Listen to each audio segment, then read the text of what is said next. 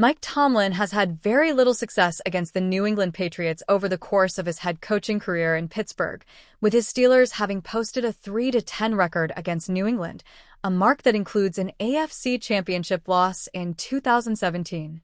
But when it comes to facing current Patriots coach Mike Vrabel, the Steelers' boss has an unblemished 3-0 mark.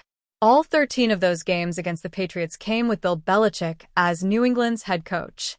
Tomlin is a model head coach in the NFL, and he's only the third the Steelers have had since Chuck Noll started in the Steel City in 1969.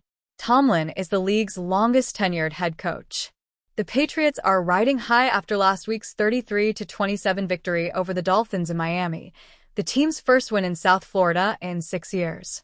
Even though Tomlin is 3-0 against Vrabel, Pittsburgh hasn't beaten the Patriots since the 2018 season, and New England went on to win the Super Bowl that season. Elusive win over Mike Tomlin can keep Mike Vrabel and the Patriots trending upward. If the first 2 games of the season are any indication, these aren't your dad's Steelers in terms of the physicality and grit that organization is known for. Pittsburgh barely squeaked by the Jets in Week 1 and was beaten up by the Seattle Seahawks in a 31-17 loss last week. If there's a great time to play this particular Pittsburgh team, it's early in the season. The Steelers are vulnerable at the line of scrimmage, and they have a quarterback in his 40s. If the Patriots can establish the line of scrimmage, the curtain should fall on Vrabel's troubles against Tomlin. Pittsburgh is one of those teams that nobody wants to see in November and December. Better to get them now in September while they're a hot mess. On the other side of the token, Tomlin's record against the Patriots represents the worst the league's longest-tenured head coach has against any team. Aaron Rodgers has also not won at Gillette Stadium, and this may be his last chance to do so. This may be one of the most vulnerable Pittsburgh teams that Tomlin has had in quite some time. The Steelers are going to be a tough out, even in Foxborough, but I like Vrabel's chances to finally get himself in the win column against one of the best coaches the NFL has seen. Ireland has sent quite a few of its people to America over the years. The U.S. will be returning the favor this week. The Steelers-Vikings matchup at Croke Park in Dublin is expected to draw a larger-than-usual chunk of U.S.-based fans compared to other international games. It will be the first regular-season NFL game in Ireland, and all sides are hopeful it could lead to more. That would be good news for fans in the States, who have shown massive interest in this one. It speaks to Dublin's appeal and Ireland's appeal to that U.S. audience. Henry Hodgson, general manager of NFL UK and Ireland, told the Associated Press in an interview. The league's registry of interest for ticket purchases when the game was announced showed a higher proportion of U.S. interest compared to games in other markets, such as Britain and Germany. The split was essentially a third from Ireland, a third from the U.S., with the majority being from Pittsburgh, and once we announced the Vikings from the Minnesota area, and then a third from the UK and rest of Europe, Hodgson said. Normally, you'd see the majority from the local market and then a smaller percentage from elsewhere.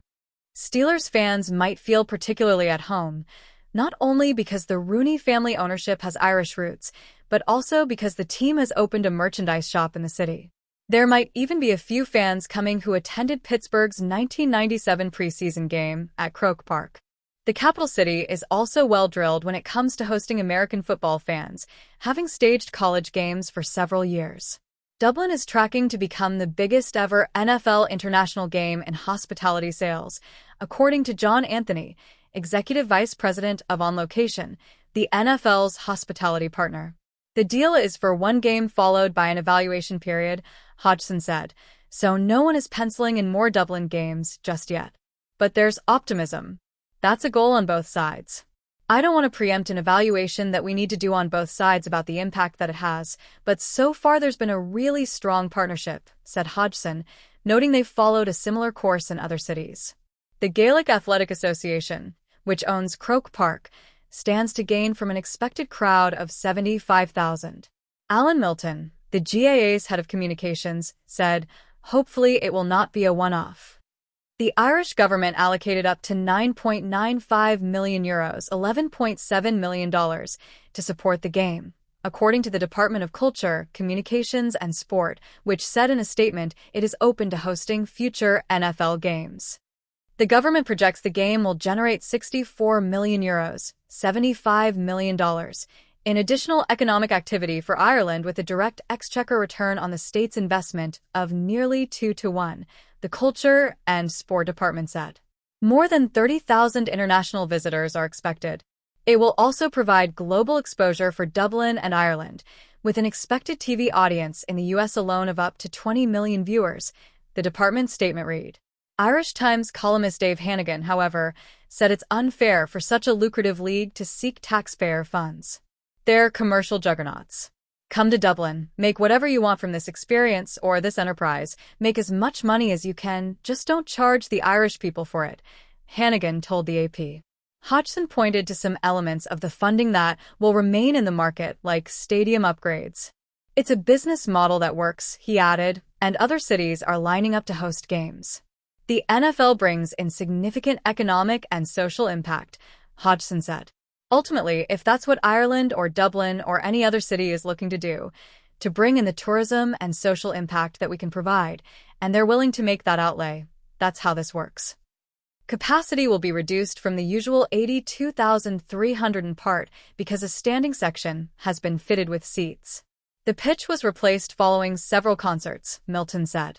For the Gaelic games normally played at the stadium, which includes Gaelic football, a game that's a bit like rugby, the opposing teams each get a locker room and warm-up area on the same side of the venue. In this instance, one American football team is going to take up those 4 areas on one side of the stadium, Milton said. It gives you an indication of the size of the guys, the equipment, the numbers, their background teams. It's on a different level to our games. The media center has been doubled in capacity. The interest is phenomenal, he said. Mike Vrabel was critical of running back Ramondre Stevenson's performance after the New England Patriots lost 21-14 to the Pittsburgh Steelers on Sunday afternoon. Stevenson stands out as one of the Patriots' key offensive players. However, he committed 2 fumbles that proved to be fatal once the final score became official. Vrabel reflected on the loss after the game, per reporter Mark Daniels. The head coach recognizes Stevenson's talent, having seen it in last week's win over the Miami Dolphins, but needs him to return to form following his errors in this matchup. We know what his capabilities are. We have to get him back. We need him. We absolutely need him, Vrabel said. He helped us win the game last week. It was a different story today. How Mike Vrabel, Patriots performed against Steelers. Ramondre Stevenson had 2 of the Patriots' 4 fumbles, making it more reasonable for Mike Vrabel to emphasize his message to the running back. Even though the turnovers ended any chance for New England to beat Pittsburgh, the team showed its potential to compete against solid opposing squads. They held the Steelers to 3 scores, even forcing Aaron Rodgers to throw an interception to start the second half. Drake May seems to be getting more comfortable in Vrabel's style of play, with Josh McDaniels as his offensive coordinator. He completed 28 passes out of 37 attempts for 268 yards and 2 touchdowns while making 7 rushes for 45 yards. Hunter Henry was the Patriots' receiver of the day with his strong display on the field, recording 8 receptions for 90 yards and 2 touchdowns. Mac Hollins came next with 4 catches for 27 yards. Stevenson had 3 receptions for 38 yards, while Stephon Diggs caught 3 passes for 23 yards. The Patriots will look to bounce back in their next matchup, remaining at home. They host the Carolina Panthers on September 28 at 1 p.m. Eastern Time.